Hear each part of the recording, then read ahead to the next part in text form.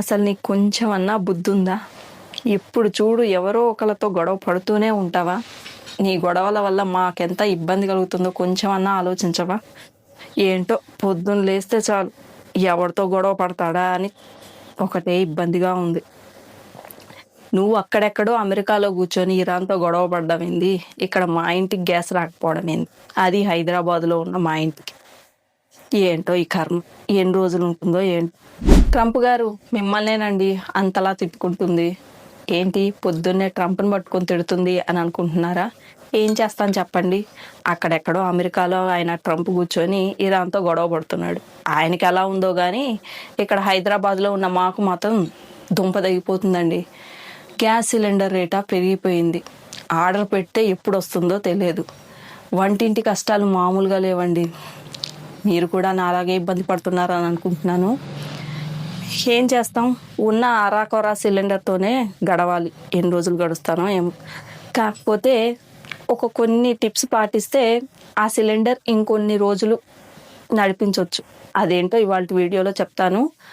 వీడియోని స్టార్ట్ చేసే ముందు ఇట్లు మీ అనుష ఛానల్ని లైక్ చేయండి, షేర్ చేయండి, సబ్స్క్రైబ్ చేసుకోవడం మాత్రం మర్చిపోకండి.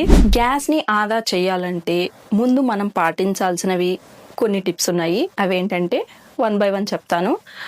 ఫస్ట్ టిప్ ఏంటంటే, మనం మార్నింగ్ లేవగానే హాట్ వాటర్ తాగుతాము. మీలో ఎంతమంది తాగుతారో నాకు తెలియదు, మేమైతే తాగుతామండి. మేము, మా చిన్న పాప.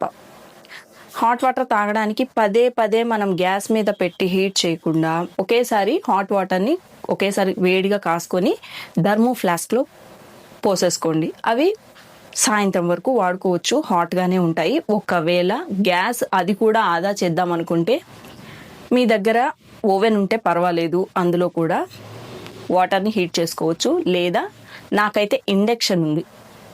మీలో ఎంతమందికి ఉందో నాకు తెలియదు. ఇండక్షన్ మీద ఒకసారి మళ్ళీ కూడా హీట్ చేసుకోవచ్చు. ఒకవేళ టీ కాఫీ తాగే అలవాటు గనక ఉంటే మీరు గ్యాస్ మీద అయితే ఒకసారి టీ కాఫీ కాసుకొని ఎలక్ట్రిక్ కెటిల్లో ఒకేసారి పోసుకోవచ్చు. లేదా ఇండక్షన్ మీద అయితే ఎన్నిసార్లు అయినా వాడుకోవచ్చు నిరభ్యంతరంగా.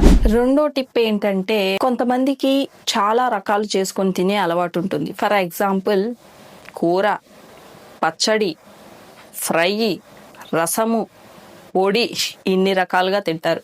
అంటే తినడం తప్పేం కాదులేండి, అన్ని రకాలుగా తినాలి. భోజనం అంటేనే ఆస్వాదించడం కదా. కాకపోతే ఇప్పుడున్న సిచ్యువేషన్కి అది పెద్దగా సెట్ అవ్వదు అనుకుంటా. ఎందుకంటే దానికి అవన్నీ చేయాలంటే బోలెడంత గ్యాస్ ఖర్చు అవుతుంది కదా. ఇలా కొన్ని రోజులు తినండి. వీలైనంత వరకు వీక్లీ 1 or 2 రైస్ రూపంలో ట్రై చేయండి. అది ఎలా అంటే సాంబార్ రైస్, కిచిడి, ఇంకా పాలక్ రైస్, పుదీనా రైస్. నేనైతే ఈ మధ్య వీక్లీ 2 చేస్తున్నాను. అది కూడా చాలా బాగుందండి. ఒకసారి మీరు ట్రై చేయండి. కాకపోతే ఏంటంటే ఇవి వేడిగా ఉంటేనే తినగలము. చల్లగా పోతే పొద్దున చేస్తాము, మధ్యలో హీట్ చేయాలంటే దానికి కూడా గ్యాస్ ఖర్చు అవుతుంది కదా. అలా కాకుండా ఏం చేస్తారంటే, బయట మీకు థర్మల్ కవర్స్, అల్యూమినియం ఫాయిల్స్ ఇలా దొరుకుతూ ఉంటాయి. అవి మీరు ఫుడ్ని కవర్ చేసుకొని యూజ్ చేసుకోవచ్చు. అంటే మనం ఫుడ్ని కవర్ చేయడం వల్ల ఒక పాత్రలో ఫుడ్ పెట్టేసి దానిపైన అవి కవరింగ్ చేయడం వల్ల ఫుడ్ హీట్గా ఉంటుంది. ఇంకోటి హాట్ ప్యాక్ని కూడా యూజ్ చేసుకోవచ్చు. మనం మళ్ళీ ఫుడ్ని హీట్ చేయకుండా ఇవి బాగా యూజ్ అవుతాయి. ఇలా ఒకసారి ట్రై చేయండి. ఇక మూడో టిప్ ఏంటంటే, వంట చేసే ముందు కొంచెం ముందుగా ప్రిపేర్డ్గా ఉండడం. ఫర్ ఎగ్జాంపుల్ మీరు మార్నింగ్ కుక్ చేయాలి అనుకుంటే నైటే మీరు అనేసుకోండి, ఈరోజు నేను ఏం వంట చేయాలి. ఏమన్నా రాజ్మా, చెన్నా ఇలాంటివి చేసే వాళ్ళు ఉంటారు కర్రీగా. సో అలాంటివి ఏమన్నా ఉంటే నైటే నానబెట్టుకోవడము అలా అన్నమాట. కొంతమంది ఏంటంటే ఒక 2-3 hours ముందే నానబెట్టుకొని తర్వాత చేసుకోవచ్చులే అని అనుకుంటారు. కాకపోతే ఇంతకు ముందు అంటే గ్యాస్ బాగా ఉంది కాబట్టి మనం ఇంకొక 4-5 విజిల్స్ ఎక్కువ వస్తే అవి కొంచెం ఉడికిపోయాయి. ఇప్పుడు మన పరిస్థితే గ్యాస్ సేవ్ చేసుకోవడం కదా.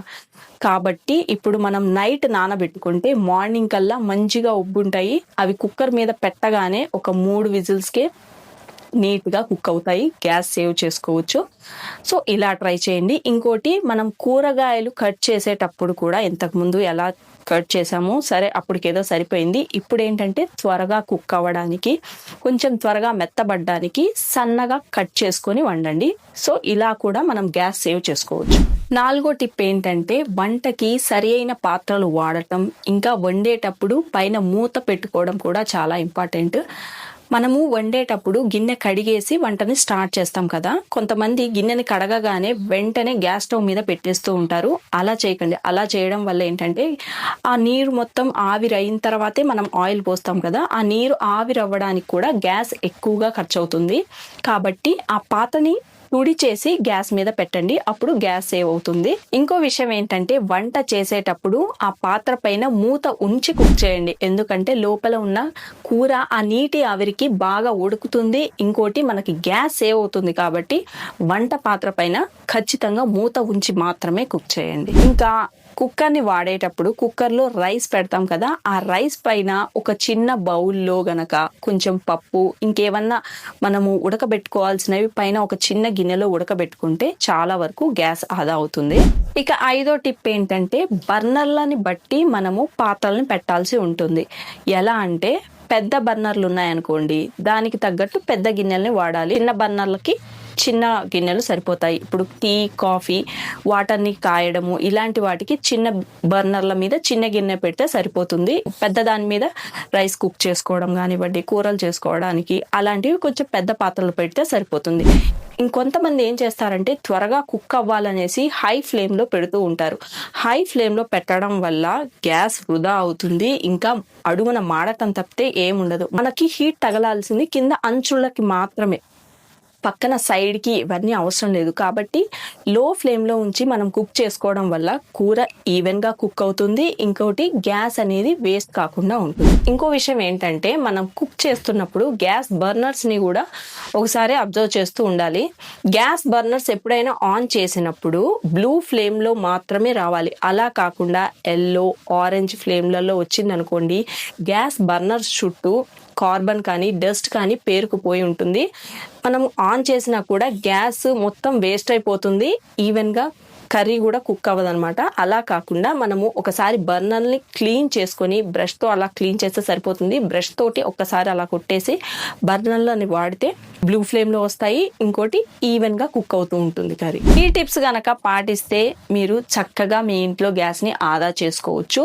ఉన్న గ్యాస్ తోటి నీట్గా వంట చేసుకోవచ్చు అండి. సో మనం ప్లానింగ్ అనేది చాలా ఇంపార్టెంట్. ఇంకోటి నా దగ్గర ఇండక్షన్ ఉందని చెప్పాను కదా, దాని మీద ఎలా కుక్ చేసుకోవాలి, అది కూడా మనం ఎలా ప్లాన్ చేసుకోవాలో మీకు ఇంకో వీడియోలో చెప్తాను, ఎందుకంటే ఈ వీడియోలో లెందీ అయిపోతుంది.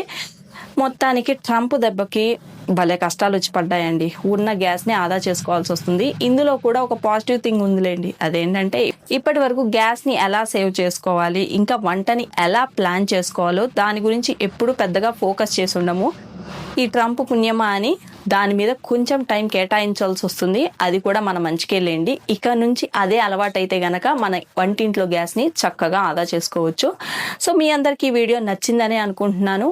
మా వీడియో కనుక నచ్చినట్టయితే లైక్ చేయండి, షేర్ చేయండి, ఇంకా సబ్స్క్రైబ్ చేసుకోవడం అస్సలు మర్చిపోవద్దు. ఇట్లు మీ అనుష, ఉంటాను. నమస్తే.